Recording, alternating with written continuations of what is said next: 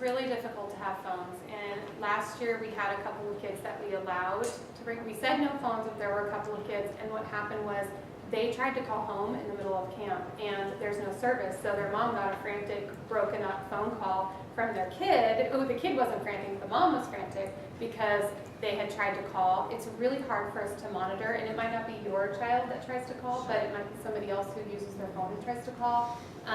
And you know, it might just be like they would just call to say hi, but you get a half a message, and then you're worried, and then you're trying to figure out. It's really hard to have phones. So if there's another electronic device that they can bring instead, it would be helpful. So, unless you can maybe cut the service or something, somehow temporarily cut the service on it. Yeah. Show us that the phone service. I mean, I can set it up online to not have service. Yeah, that would be fine. Yeah. If there's no phone service, that's Yeah. fine. We don't have internet service there at all. So I there's, remember. yeah, no I internet. couldn't get pictures, please. I know. Yeah, well, That's yeah. changed. you have gotten that better. Yeah, So, we're trying on that one, but yeah, so as long as there's no phone service, that's what we're concerned about, is that they're trying to call. And then also, you know, we want to help them to work through anything that happens, so we want to make sure that we're aware of when those things occur, so yeah. It's a good time for them to kind of get their independence, kind of learn that, and so we'll try to redirect them, have them doing something else. We've had some kids that are kind of homesick, so, we've sat there with them until they fell asleep, so it's, we are there to help them, and, they will normally, I don't even think we've had anybody that's.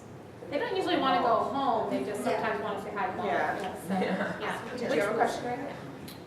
Well, are you going to get to about electronics? Yeah, it's our next slide. Yes. So we finish this? There's a problem, we'll call you. So Yeah. if you don't hear from us, that's a good sign. So, Also know that I don't have cell phone service there, so in the past, people have tried to call my phone number, and it'll be several days, and my phone will beep, and somebody's been trying to get a hold of me. You have to call the camp. So if you need anything, or if you're really worried, you can call the camp, and they'll find me, and I'll call you and tell you what's going on or how things are going. We probably talk about it somewhere else, Facebook.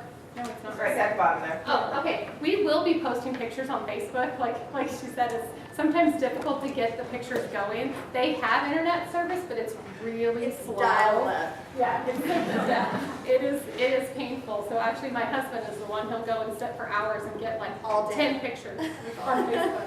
And it's in a janitor's closet. Yeah. That's where he gets the best, literally with the mop and the sink. He goes in there with his laptop, sitting on the concrete floor, and he's been like 3 hours later. How you doing, Ian? Still here.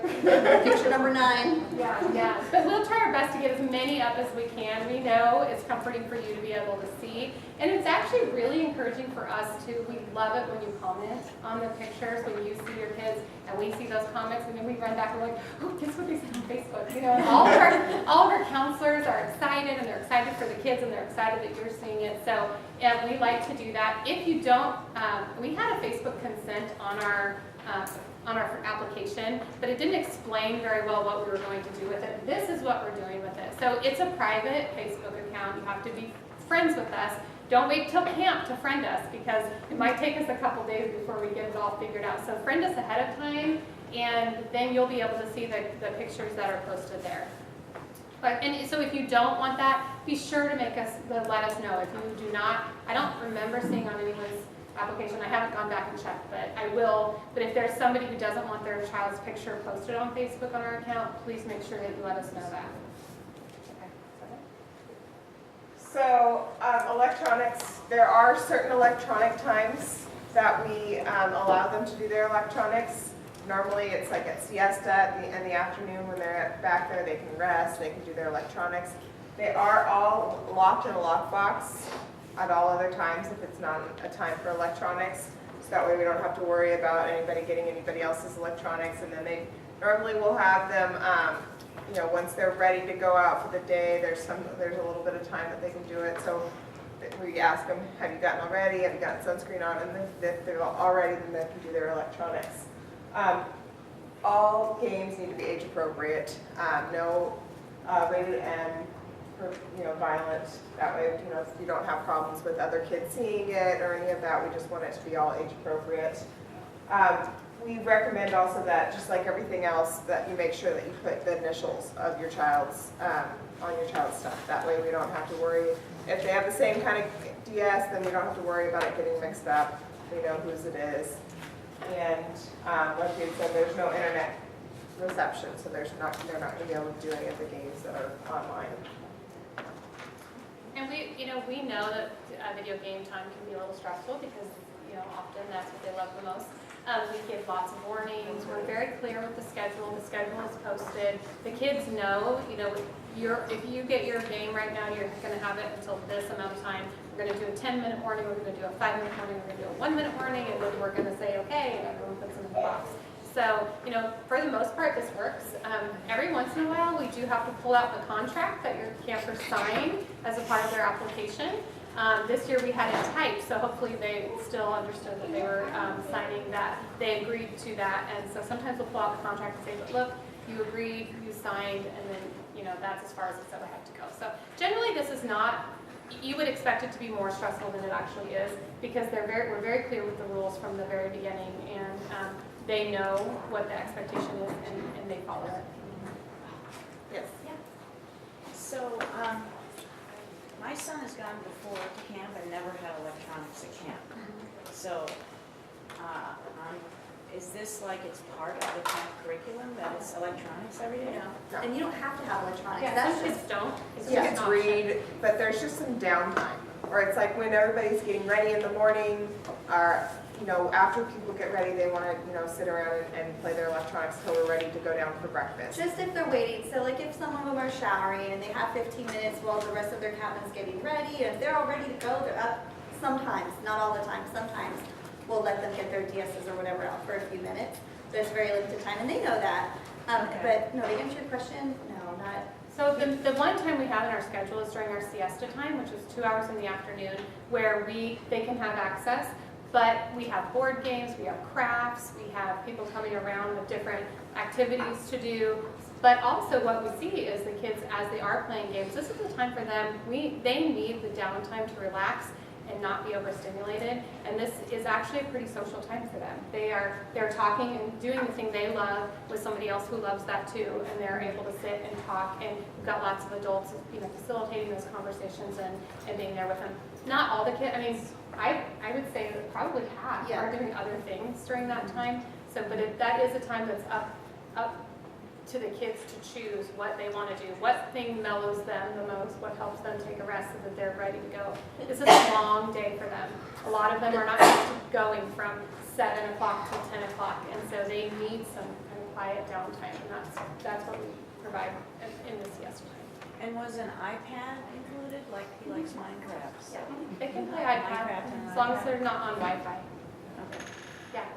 My daughter is very slow to get ready. Uh-huh. Can someone grab her every They will. day? Oh, yeah, we do, yeah. There's one adult to 2 kids, so they're going to be making sure, you might mention it to them, but then after the first morning, they're going to remember the next morning for sure, They'll get them up, they'll Yeah, get them moving. there's certain kids that, are a little bit slower moving, not wanting to get up, and we'll just, keep giving them those, okay, we have this much time to get ready, so let's get going, or, we'll give them time, we'll kind of nudge them out to get ready, yeah. We won't let them miss breakfast. I used that with my own son every day. Yeah. Put your right shoe on. Okay, put your left shoe on. Still need it. Okay. Emergencies. So you need to make sure that you provide emergency contact information for us. So if you're going to be out of town, I know sometimes people take this opportunity to do something without their kids. Make sure that we have your information, or that you have a contact person that we can immediately get a hold of if we need something, just in case of emergency. And if it's not going to be you, just make sure you tell us that on the first night when you check in at camp. Let's see, the nurse will respond to any medical needs. We have an amazing nurse. Her name's Heidi, and she's been with us since the first year. She works at Salem Hospital, and she brings out her coworkers. So a lot of times there are multiple people from Salem Hospital who are volunteering with us, but Heidi is there the whole time and makes sure she's in charge of all the meds and anything else that happens. We've really never had, we've had a scrape here and there, but no injuries. And so she pretty much just hangs out and has fun with the kids along with us. Any other emergencies, we, the three of us and Josh will be there to make sure that those things are taken care of appropriately and that we contact you if there's anything that happens. Okay, challenges will happen. We know that. That's why we have lots of schedules. We use the 5-point scale at camp. So there's a copy of it in your packet of what we use. We're really clear with our expectations. We do a lot of stuff up front to make sure that the kids will be happy and safe.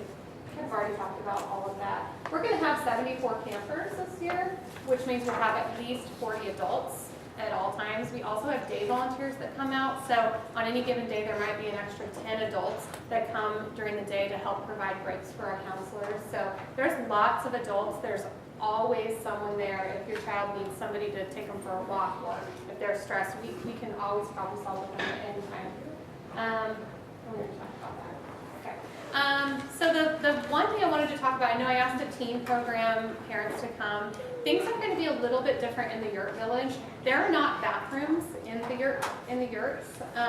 There will be an outhouse in the yurt village, and they also are the bathroom that's at the swimming pool is in walking distance to the yurt village. So they will primarily be using the bathhouse, but there also will be an outhouse. I know that is not ideal for a lot of kids, especially kids with smell or other sensory issues, but it will be available especially for at night.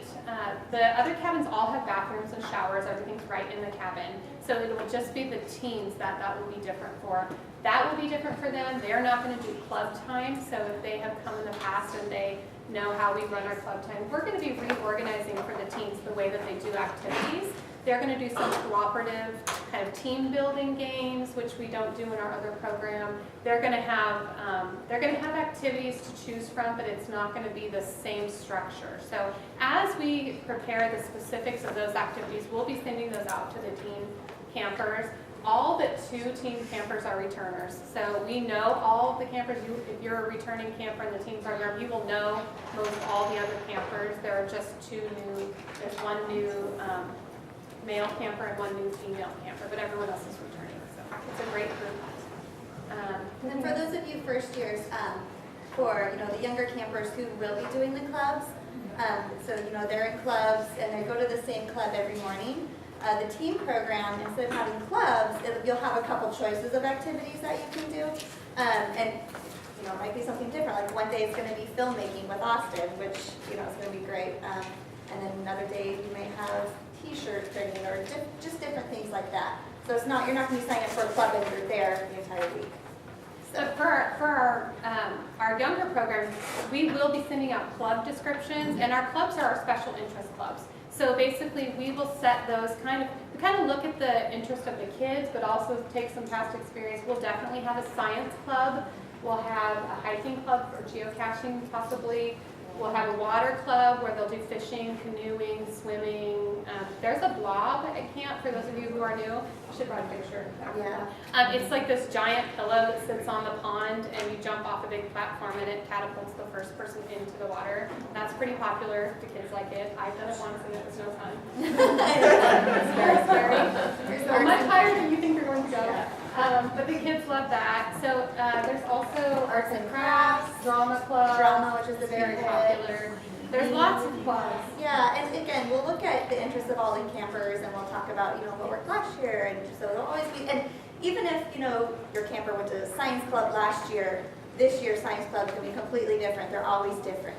So. Yeah. And so the campers will send it out ahead of time, and they have to come to camp prepared for their top 2 choices of what club they would like to choose. We try our best to make sure we get them in their favorite club, and generally we can do that, but if they're on the fence and one club is more empty, we'll kind of move them around a little bit. So they'll sign up ahead of time at the first day of camp, and then they'll stay with that club all morning. In the afternoon time, it's free choice, so they get to do a lot of those same activities will be open, and they get to go and kind of just pick and choose during the day which things they want in their afternoon activities. Yes?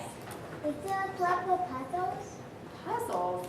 We have puzzles in the cabin time, in the siesta, and we also have puzzles probably available during our afternoon activity time. But you know what? One of our clubs, we're going to be making puzzles. I meant like logic puzzles. Oh. We're not gonna make it We up. won't be making those. You can. But there will be lots of times for you to do that. Yeah. We have like logic puzzle stuff like that in the craft boxes that are in the cabins where you'll be staying. For during siesta time, we'll have stuff like that you can do. Yes. So I'm looking at the schedule, and it, talking about the clubs and things, so it says here ages 10, 14, and then when you say teen, I'm assuming it's teen like 13 and up? Is that So the way we broke it was if they were finishing their freshman year, they went to the teen program. If they were entering their freshman year, they went to the other program. Okay.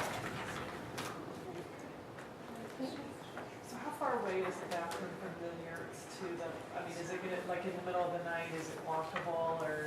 Well, there will be an outhouse right there, but the bathroom itself, it's a lighted path, Okay. and it's, I don't know, It's not that it's not much farther from like here to the back of their Oh, room. I that's- mean, maybe a little bit Maybe it further. sounded further, but. Yeah, No, it's no, not that it's not bad. that far. Okay. Yeah, and they have little solar lights, they told me. And we They would just- never let them go. Yeah, Yeah. they would tell one of the counselors and we'd get up and go with them. Okay. Other questions? Yes. The teens will have plenty of pond and. Oh, yeah. Oh, yeah. So what's actually going to be great is, so we're staggering the schedule, so eating at different times. With the pool time, the pool and pond time is going to be different. So the teens, when they're out there, they'll have their own time. They're not going to be with the younger kids, and the younger kids won't be with the older kids. So there'll be plenty of water time for both. There's generally about 4 hours a day of water time that's open for both rooms on most days. Other questions? So is the pool like a real swimming pool or is it? It's a very nice pool and it's heated, it has solar panels, and by the time we get there, it's usually pretty warm. There are pictures of the facility on our website. If you go to under facility, it's empty, but it's pictures of the cabins and the bedrooms and the bathrooms and the pool, just general photos on there if you think that would be And on the helpful. Facebook page, there's pictures of. During camp. During camp, that will show the blob and all of And that. but the blob's not in a regular pool. No, it's in a pond, that's separate, and, We don't do pond water. The pond is so also that's where we okay. can salmon catching, they can do canoeing. Yeah. fishing. Yeah. And the pond is like a quarter of a mile away. It's a little bit of a walk. So, you might mention that to them, but they're always welcome to go. Some kids, if it's really hot, they don't want to walk down there, but the pool is open usually at the same time the pond is open. That's not an issue. Any other questions? Okay, well, we will be here to answer individual questions. Make sure that you make the rounds back there. Oh, we're not done? What do we have? So, Oh, going home, sorry. Okay, going home on the last day, it's Sunday at 10 o'clock is when you'll pick up your campers.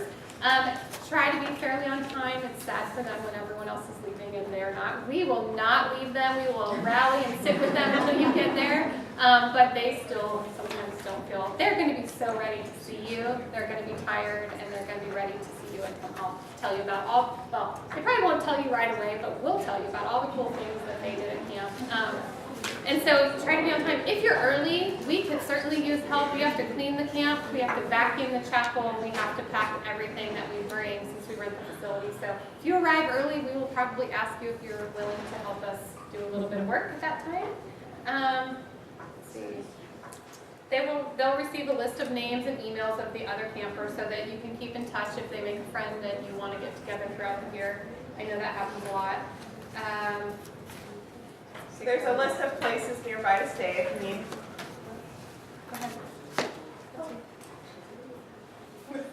In case you need a place to stay, before you pick them up, if you don't live nearby, we can get you that list. The going to camp is difficult for both you and your camper. We understand that. We're here for you if you need any questions, or if you have any questions. All payments are due by August. No.